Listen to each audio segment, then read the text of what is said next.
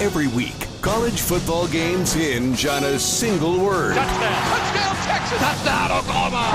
Touchdown. Touchdown. Touchdown, Wisconsin. Touchdown. Touchdown. Touchdown. Touchdown, Stanford. Touchdown. Touchdown, Alabama. Touchdown, Notre Dame. Touchdown. Wow. This is Touchdown Radio. Here's Gino Torretta and Taylor Zarzour. Can you believe it? It's week 13 of the college football season. Torretta and Zarzour with you. Where do you want to start, Gino? You want to start with Heisman Trophy thoughts, or you want to start with the college football playoff rankings? Oh, well, you know what? Your call. Your call. I like both of them. All right, let's go. I don't know.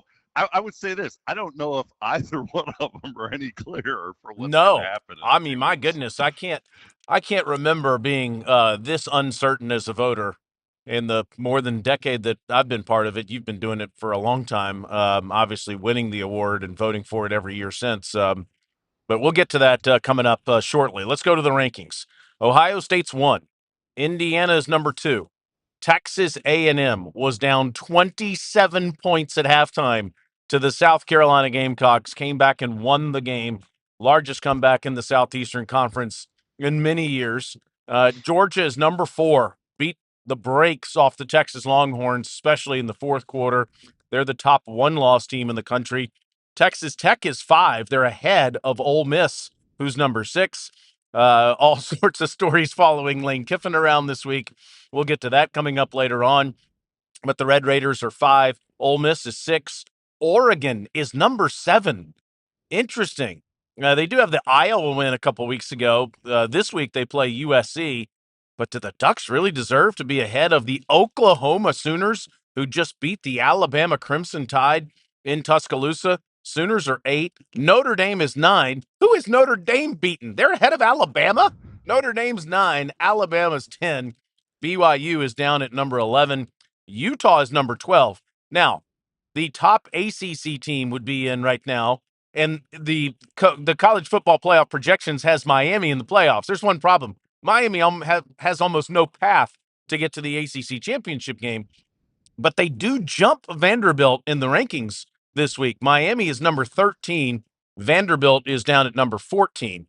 Now, if you look at who has the best path to the ACC championship, you could go with Virginia or SMU. Virginia is down at number 19.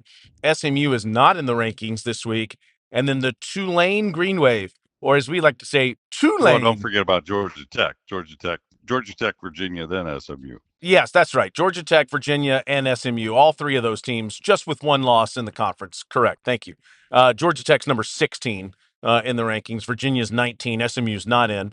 And then the Tulane Green Wave are the top group of 5 team down at number 24 in the rankings, as everybody seems to want their head coach, John Sumrall. All right, I sort of teased that I have a few issues with the rankings. I mean, when do we don't? This is impossible to get us right, but what are your thoughts overall, G? Well, you know, I would agree with you. And listen, haven't seen Oregon firsthand, my concern with their front. But I would say this weekend's game where USC is going to Autzen Stadium is basically the first playoff game, because I think the loser's out and the winner's in. No question. I think if USC goes on the road, I think they're going to be the third Big Ten team. Losers out, the winner's still alive. Yeah. I would say the winner's in. This is from about 8 to 18. I think there's still going to be shakeup. Sure. I think Oklahoma, I would just say, can be one-dimensional with a quarterback run. Now that one-dimensional is pretty good. Mateer is, how they pulled out the Tennessee game and even on the road in Alabama is amazing. Notre Dame, there is a question mark there. Miami's never cheered so hard for Notre Dame because it makes their, win the start of the year and their schedule look even better. Vandy, USC plays its way in. Georgia Tech plays its way in. What if Georgia gets to they beat Pitt this weekend, for example. Then they got to play Georgia. Yeah. What if they just get absolutely pounded by Georgia, and then they win the ACC, then you're going to that's where there's that when the rankings come out and it says Miami's in as the ACC champ, and I'm like, but they're not even going to be in the championship game, Right. And it's like got a gold placard around it. Well, this is just a place card holding for the ACC champion and the highest ranked team. So I think that, to me, where last year we were talking about who's the 12th team in, I think there's like 10 teams where we still don't know what's going to happen. And you know what? That's the way it should be. I mean, I'm with you. It's just, and I'm like, can Miami? I mean, Miami has to win 2 games. Duke and Virginia need to lose a game. Pitt needs to beat Virginia Tech, and yet they're the highest ranked ACC team. So I think that Michigan, I think, still got a chance. Does Virginia with 2 losses right now have a chance? I'd probably stop it. No chance. Michigan, not unless they win the ACC. Right. And then I kind of even question that because what we talking about, like, the ACC champ might get JMU and Tulane could bounce them out I guess in one scenario, but I would think that if Virginia won the ACC championship game, or whoever wins the ACC championship game, I still think that they're getting in. I know that you've got the scenarios down. We'll go through all the tiebreakers later in the show, but there is a scenario where SMU could still go back to the college football playoff. You know what I would like before we move on from this scenarios. It's like, why isn't every conference have the same tiebreaker rules? Yeah. Like, why are we trying to figure this out? Like it's one conference has strength of conference record. One conference has where are you ranked in the top 25 rankings. Yeah, it'd be nice to streamline all of that. Let's just go to the Big 12 when they messed up and they had TCU and trying to figure out who was gonna be the representative. Why don't you just say, okay, if the records are the same, the highest ranked team. Right. That's it. There's your tiebreaker. Miami last week was number 15. They're number 13 this week. Now, I know that they just only jumped Vanderbilt. Vanderbilt didn't play this past weekend. And Miami, evidently the win over Syracuse, the committee really likes. I guess they just really think, man, I tell you what, that Syracuse win sure was impressive. Last week it was NC State, right, that they beat. NC State. Syracuse and NC State. Syracuse and NC State wins. All right, let's finally give Miami some credit and move them up to number 13. I kind of scratched my head at that. Now, I do think Miami should be ranked in the top 12 of the college football playoff rankings this year. I think those wins at the beginning of the season, certainly the win over Notre Dame, it should be rather valuable. But, the issue I have is I would not have Oregon. If Georgia Tech is down with 1 loss all the way down at 16, if you look at Oregon's wins, BYU is down at number 11. Oregon belongs with BYU and Georgia Tech as a 1-loss team. I realize they're Oregon, and their name is Oregon, and they were number 1 for most of the season last year, but they don't have impressive victories this year. I'd have Oregon below Oklahoma, Notre Dame, and Alabama. And look, Oklahoma just beat Alabama. Well, look at Alabama's wins. I mean, for God's sake, they should be the highest ranked 2-loss team. I mean, I have no problem with them being behind Oklahoma. I mean, if anybody watched that game, you could say Alabama beat Alabama, but Oklahoma got the interception for a touchdown. I mean, they played great defense in the game. They forced some turnovers. They deserve to be ranked ahead of Alabama. By the way, we sort of teased that could have happened on this show last week.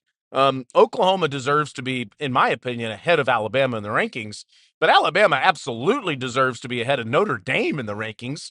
Who has Notre Dame beaten? What's interesting with the committee is early losses don't penalize you as much, but if that's the case, shouldn't an early impressive win give you kind of the same bump in your schedule? And that's what Miami's I think Miami's thinking, like, well, they got 2 losses. We beat them, and now you're saying they're playing great, but we beat them at the start of the year, and there's not that, and that's why it's like if you lose early, and if you have impressive wins, in the start of the year, that shine, you lose that shine as the season goes on. And I think that's probably right, because I would go back to, when I was in school in 90, we lost a couple games early, and I thought we were playing the best football of anybody in college football at the end of the season, and ended up beating Texas by 43 points in the Cotton Bowl. But we didn't get that second chance. We didn't get the, hey, yeah, you guys are playing better, because there wasn't this playoff ranking system like there is now. But yeah, I think that listen, after the top five, I think it's I think it's a toss up, and it is a total toss up. Yeah, it is good for college football. Who's got the home games in the playoffs. I wonder how many people across North America that are listening to SiriusXM Channel 84 just shot their six shooters with their hands, like Thrill Hill did in the tunnel years ago, as you were talking about that absolute destruction in the Cotton Bowl. I bet I did it. I don't know how many others did, but that's immediately what I think of 35 years ago. Yeah, Ohio State, Indiana at the top. It's going to be interesting to see. Just one thing to think about here. It's going to be interesting to see if those two teams go undefeated. If Indiana wins their last game, if Ohio State wins their last two games. Now, remember, they haven't beaten Michigan in a few years, so that's a big if. But if these two teams win their last couple of games and they're both undefeated, and then they play a great Big Ten championship game, do they stay number one and number two in the standings even after the Big Ten championship game? That'll be something that's interesting to watch for. Yep. One other thing we're going to get to later in the show is Georgia does not control its own destiny to get to the SEC championship game. And they're a one-loss team right now, ranked number 4. I mean, there's a scenario where Georgia could be the 3 seed or the 4 seed and not play in the SEC championship game. I know Kirby Smart said he always wants to play in the SEC championship game, and I very much respect that. Kind of like Coach Spurrier always talked about how important it is to try to win your conference. I do believe Kirby when he says that, but there's a scenario where you get to sit that out and still get a bye into the quarterfinals. So we'll talk about that coming up a little bit later. Gino, last thing here. In Charlotte earlier this week, the Big Ten and the SEC and some others met, and it seems like the Big Ten would like to expand the college football playoff to 24 teams and have all these automatic qualifiers, 4 teams apiece make it from the major conferences, and then fill it out with a couple of group of 5 teams and some at-larges. I don't think the SEC would like to go to advance the playoff that far, at least now. I think we're headed towards 16 probably in the next few years. But look, you sold me on the expanded playoff, and it took you a long time to do it. I was happy with 4.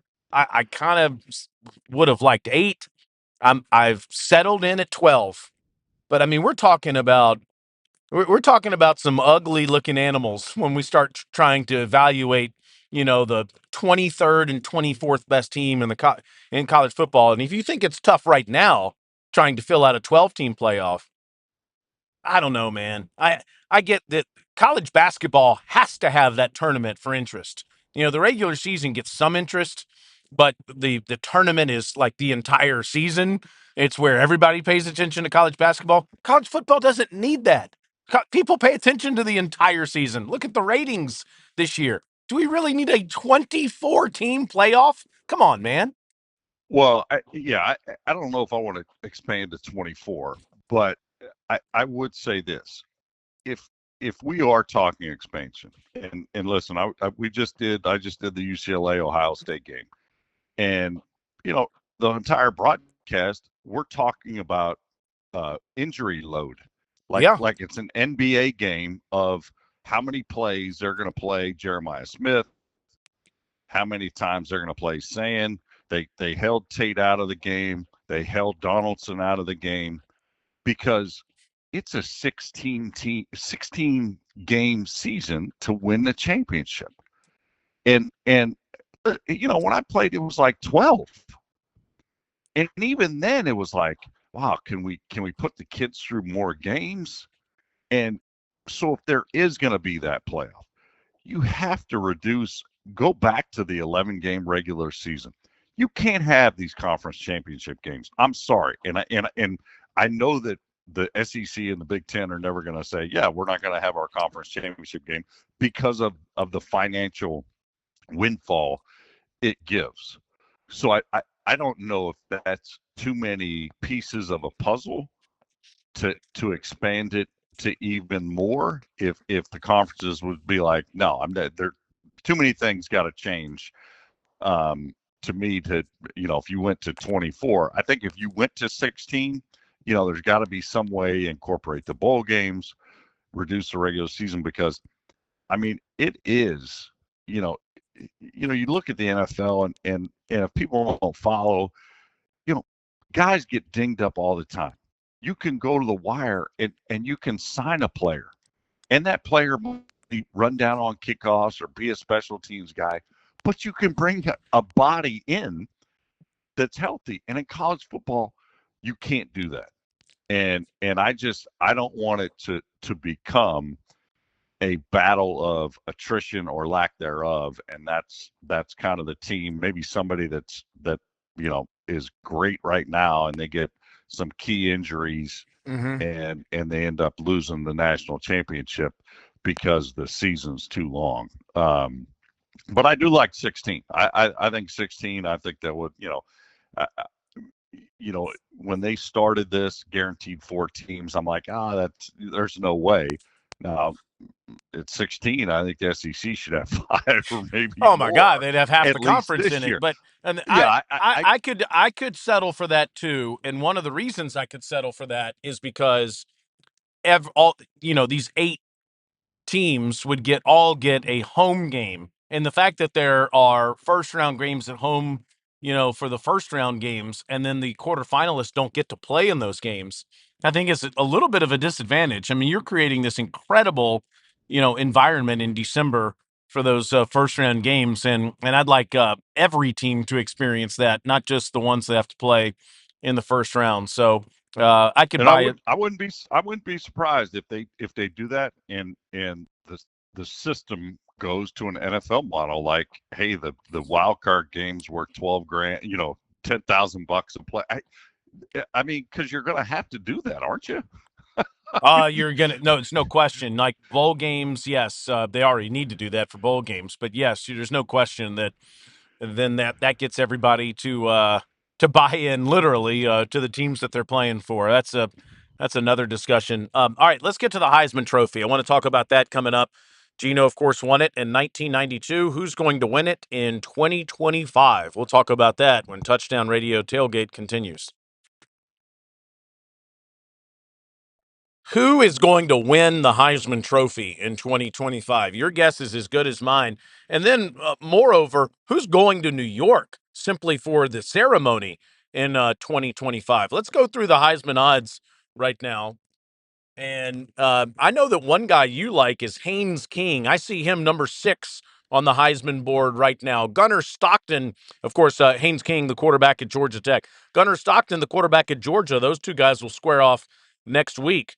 Diego Pavia of the Vanderbilt Commodores is number 4 on the list. How about that? That's good to see. Vandy plays Kentucky this week, and then they play at Tennessee. Marcel Reed, the Texas A&M Aggies are undefeated. They have to play Mercer this week, and then they play the Longhorns next week. They could also play in the ACC championship game. Julian Sayin of Ohio State is on the list at number 2, the quarterback of the Ohio State Buckeyes. And Fernando Mendoza is number 1 on the list, the quarterback of the Indiana Hoosiers. I did not mention Ty Simpson on that list. Ty Simpson, the quarterback at Alabama, after some turnovers and the loss to Oklahoma, he's dropped down to number 10 on USA Today's Heisman odds list. It's a lot of quarterbacks, Gino. It seems like this has turned into who's the quarterback on one of the best teams in college football award in recent years. Do you agree with the list? Is there somebody that's not a quarterback that should be on it?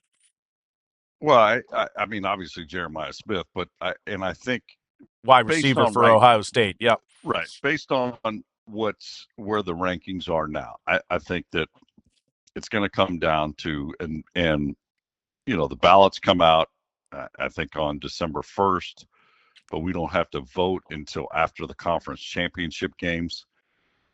I would say in the Big Ten, if you look at that Indiana-Ohio State game, I think there's three guys that legitimately have a chance. That's Mendoza, that's Julian Sand, and that's Jeremiah Smith. And I think that they all have played great this season. And I think it's going to come down, or for one of those three players, they're going to have a huge game. Now, the question is, and we've seen this in the past, whether it's Reggie Bush and Matt Leinart or Jason White and Adrian Peterson, guys on the same team kind of splitting votes amongst voters, I think you're going to see that. But I could see a scenario, let's say that Ohio State wins and Smith has 14 catches, 200 yards, and a couple touchdowns. I think a lot of voters are going to say, you know what, he's been the best player all season, and he showed out in the biggest game, in the conference championship game. That will be a huge feather in his cap. Now, if Julian Sand throws 220 to him and another $150 to somebody, to Tate and the rest of his crew, and he throws for 370 or 400, then what happens then? That's where you would be splitting votes. And all right, are you giving it to the quarterback, or are you giving it to the wide receiver? And both would have, I think, a rightful claim to say, hey, I'm the best player in the country, because they are outstanding. I saw both of them this past weekend in UCLA. And on the flip side, Mendoza has been lights out. He's been consistent. He doesn't make mistakes. He can take down the dragon, if you will, the Ohio State machine that has been dominant in the Big Ten. I think he's going to have a huge opportunity to do that. And if he plays well and we get a finish like against Penn State, then that might seal, his deal. I think that the other guys mentioned, I think Haynes King at Georgia Tech leads the country in total offense. And not a lot of people realize that. It's almost 90 rushing and 250 through the air, which when I played, it was more of how much offense does the quarterback produce? It was, I mean, the touchdowns to interception is kind of a funny numbers now versus when I played. But he has been the guy, and he has two huge opportunities. He's got prime time against Pitt this weekend, and he's got at Georgia. And I think that people, will credit him, to a lot if he's able to perform, and his team's able to perform. Now, is the defense going to be able to hold up against Pitt and Georgia? Really, that's the question for Georgia Tech. Is not how their offense is going to do. Their offense is just humming. But and at Pavia, does he have those kind of those games where he can make a huge statement at the end? Man, I tell you what, the last time he played against the Auburn Tigers, it was impressive to be there to watch it. I mean, because calling the game, I thought he single-handedly got Vanderbilt back in the game, and then obviously won the game in overtime. He's a lot like Haynes King, Gino, in that he touches the football and on every play, and he seemed his legs have a story to tell. It seems on every play. Marcel Reed is a lot like that at Texas A&M too, but. Listen. It's interesting you mentioning these games. Pavi's got the Tennessee game, which that's it. That's what I was about to say. That's where just go to the Oklahoma Tennessee game and you get a quarterback like Mateer. Okay, if Pavia does the similar thing where he just takes the game over by himself, that's going to be a huge. There's no question, and that's next week. So that's a big one for him next week. Marcel Reed is playing Texas next week. Of course, Ohio State and Julian Sand, and to a degree, I guess, Jeremiah Smith. Ohio State's at Michigan next week. Then you've got that Fernando Mendoza, Indiana, Ohio State Big Ten championship game, assuming Ohio State beats Michigan. You'd have that game in the Big Ten championship game. So you have all these big games. You mentioned Pavia against Tennessee in Knoxville. If he goes to Knoxville, has the win of the season for Vanderbilt, and I don't know, maybe keeps them in the college football playoff picture, that would be massive. And you also referenced Haynes King versus Gunnar Stockton in Georgia next week as well. I mean, all of this, it's interesting because I think you have 6 to 10 guys that have a chance to win the Heisman. Certainly around 10 that have a chance to get to New York, and all of it's going to be settled really next week and the week after that, where you have basically this one showcase opportunity to put yourself in the Heisman Trophy conversation. So that'll be But fascinating. isn't that how you want it? I Yeah, mean, it is, we got and I think all it's going to these be a lot of guys fun that, for us to talk about. yeah, all these guys that we're talking about, they have a huge opportunities at the end of the season to sway voters. I mean, isn't that what elections 100%. are all about? It's like, Yes. what do they do in primetime moments right before you have to send in your ballot? Yeah. And based on that, you know, this is why I just, to me, you know, there should be 5 guys invited every year. I just, you know Especially what, this year. yeah, it's just, you know, listen, it's always going to be 3 and that. And I just, to me, I think that, you know, you got a lot of players that have had outstanding seasons that should be credited. Now, the coaches, I'm sure they don't want me to say that, because they don't want the players taking a day off or 2 to be in New York and not getting ready for the playoffs, as most of them are going to be doing that. But I really think there should be five guys every year to celebrate college football. More on this coming up next week, and certainly the week after, as the Heisman will be settled. Coming up next, how about the college football conference championship tiebreakers? Gino loves conference championship games. He already told you. What about the tie-breaking scenarios? We'll go through those next. All right, let's go through the conference championship tie-breaking scenarios here on Touchdown Radio Tailgate. Gino Torretta, the floor is yours. Tell us about the ACC championship game scenarios. Well, I'm not sure who wants to win the ACC. Well, I think a lot of teams want to win the ACC. They haven't put themselves in a position. So basically the scenario, if Georgia Tech, Virginia, and SMU win out, yes, they will all have the same conference record. Georgia Tech would be in first because they beat Wake Forest, which beat the Cavaliers and beat SMU. The best is Virginia would finish ahead of SMU and go to the championship game because of their conference opponent winning percentage. I mean, you want to talk about pulling out like a manual and going, okay, if this happens, then this. And what it's not a Venn diagram. What is that? That was like all these hypotheses. You know, where you.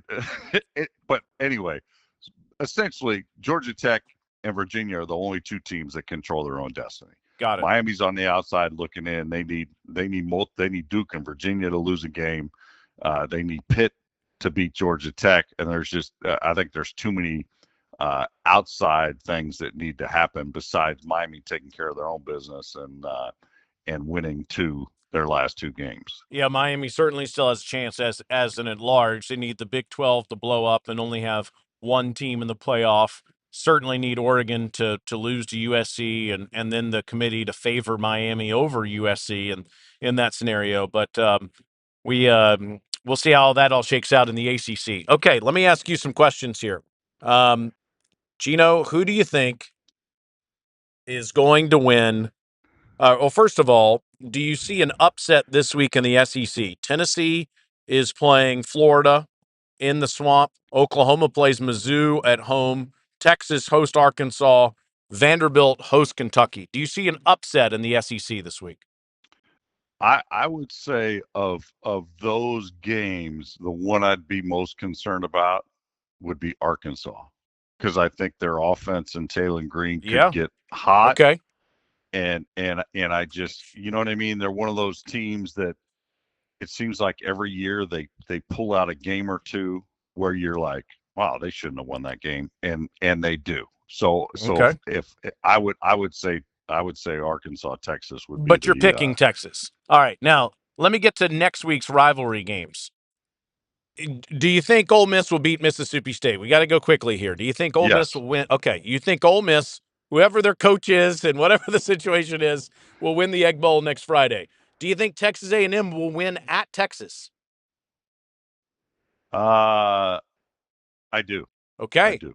Do you think Alabama will win at Auburn? Not even a question. Yes. Wow, not even a question. Okay, so calculate standings. Texas A&M and Alabama will go to the SEC championship game in the scenario you just provided. You're Georgia, welcome, Kirby. yeah. Well, Kirby says he wants to go to the game and wants to win an SEC championship. Listen, at 16 games, all these coaches right now are worried about His health. is I got to keep my players healthy to get into the playoffs. That's what they're worried about. Yeah, and some of Kirby's best players need to make sure that they're ready for the playoffs. So I certainly understand what you're saying there. CJ Allen, rest up, my friend. All right. Well, in that scenario, Texas A&M would play Alabama in the SEC championship game. Georgia, if they beat Georgia Tech, goes 11-1, doesn't go to the game, and almost certainly would be a top 4 seed once the final rankings come out. Now, in the Big Ten, Indiana and Ohio State, of course, control their own destiny to get to the Big Ten championship game. It could get interesting if Michigan beats Ohio State. We'll go through that scenario next week. In the Big 12, Texas Tech is 7-1 in the conference. BYU is 6-1. We could see a rematch between Texas Tech and BYU if those two teams went out. If not, Houston, Utah, Arizona State, and Cincinnati are all 5-2. They're all lurking, and one of those teams could still get into the Big 12 championship game. In the American Conference, you've got Navy at 6-1 right now. North Texas, Tulane, and East Carolina are all 5-1 right now. So those teams are all still alive. I think I like Tulane's chances the most in that conference, but ask me again next week. Conference USA. Well, don't ask their coach if they got a good team. He was no kidding. That was funny. Yeah. That was rather harsh. Jacksonville State is 6-0 in Conference USA. Western Kentucky is 6-1. You've got a couple of teams like Missouri State and Kennesaw State that are 5-1, but Jacksonville State certainly the top horse in Conference USA. Mountain West, this is crazy. San Diego State is 5-1. Then you've got UNLV, Houston, New Mexico, Boise, and Fresno, all 4-2. So it's kind of wild out in the Mountain West. I don't think the Mountain West has any chance of getting to the playoffs this year. In the MAC, Western Michigan's 5-1. A bunch of teams: Central Michigan, Ohio, Toledo, Buffalo, Miami of Ohio, all 4-2. And then in the Sun Belt Conference, you've got James Madison at the very top, and you've got Southern Miss at 5-1. Troy and Arkansas State are both at 4-2 right now in the Sun Belt Conference. And, it could be and James Madison's not in the top 25 right now. So we'll see if they are in weeks to come. If they run through the rest of the season, win their conference championship game, is there a scenario where they would jump, say, an American team to get into the playoffs? Seems unlikely, but not impossible. But those are your conference tie-breaking, or at least your conference standings right now. It'll get a little clearer next week, and we'll go through this more on Thanksgiving. But I do like that all these teams are trying to fight to get into a conference championship game. That makes it fun. Yeah, there's no question. And I think that based on that, I like you said, the catbird seed is a team like Georgia. Just win the rest of your games. You don't have to have the extra game of a conference championship game. You can get that week off. You can get rested, and then you would even get a bye being in the top 4. So the amazing thing, like doing the Ohio State game against UCLA last week, and Ohio State hasn't won a conference championship in the Big Ten in 5 years. They're the hard to national believe, champion. Isn't it? And that's the model, really. Isn't that the model? Yeah.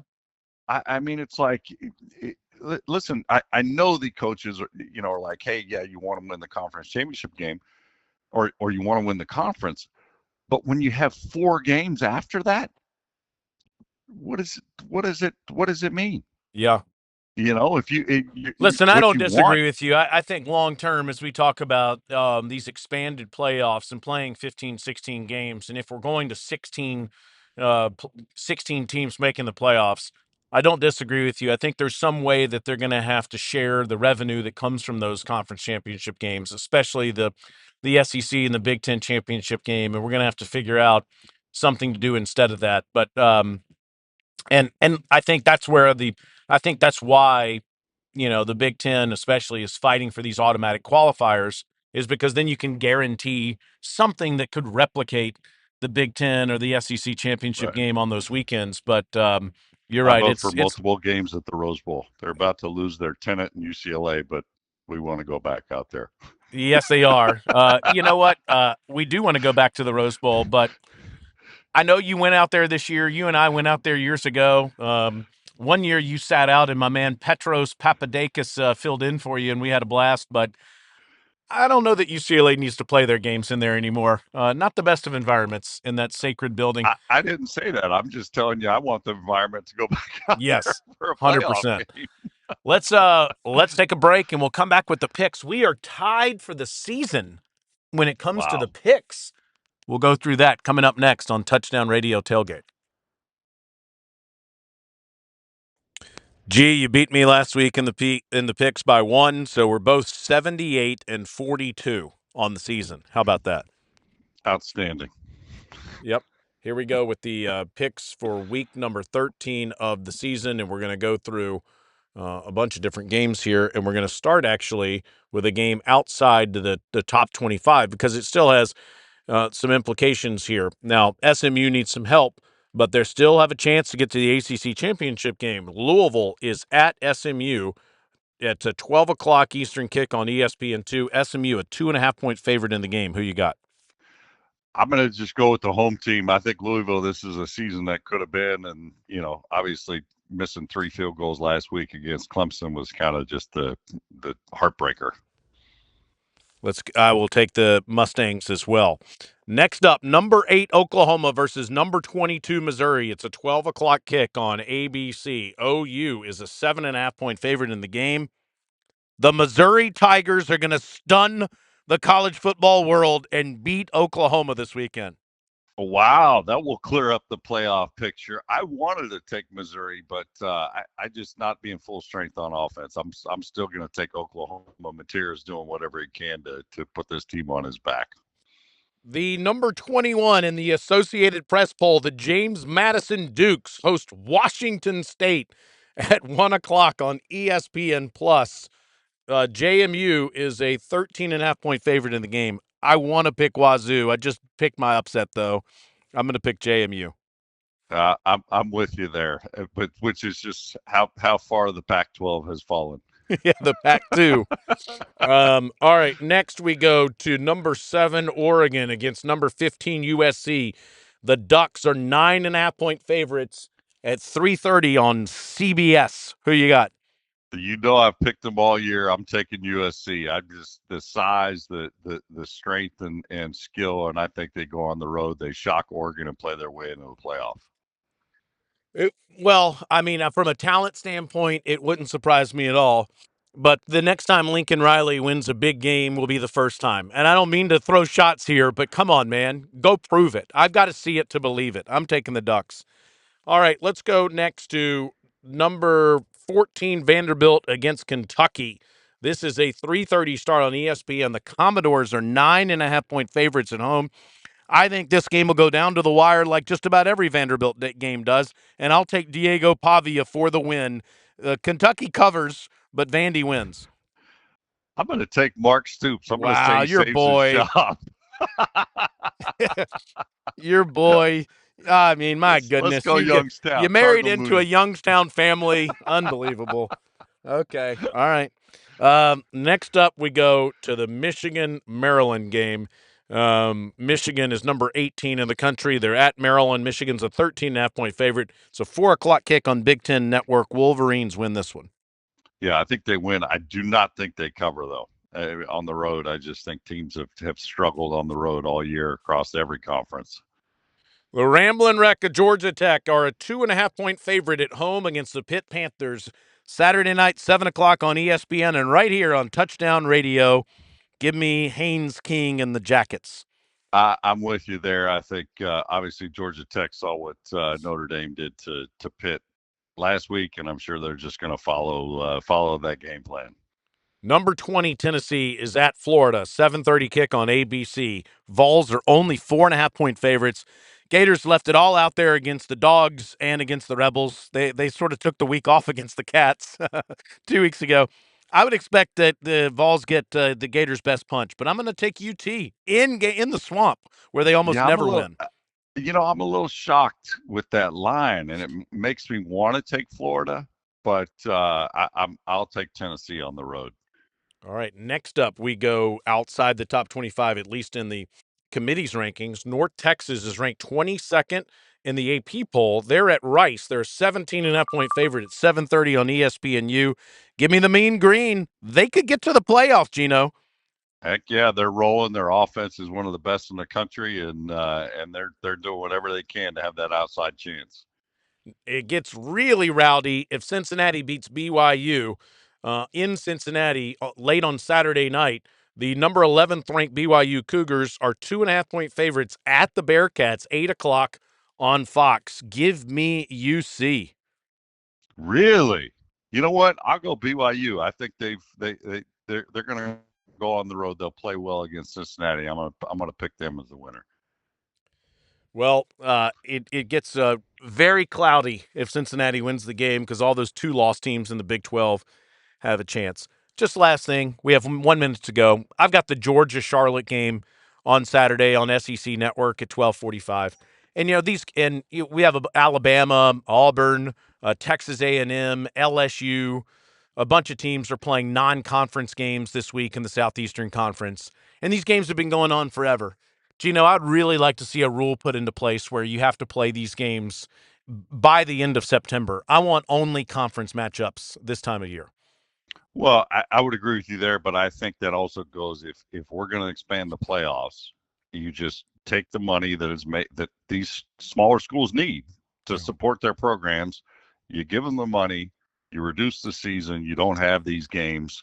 There's going to be less regular season games, less opportunity for teams to get star players injured and things like that. And I would wholeheartedly agree. I think it should be, you play, NFL doesn't decide to have practice games exactly at right. any point during the regular season. Yeah, have those games in week 0, exactly. as one big official told me this week. For Gino Torretta, I'm Taylor Zarzour. We appreciate you listening to this edition of Touchdown Radio Tailgate.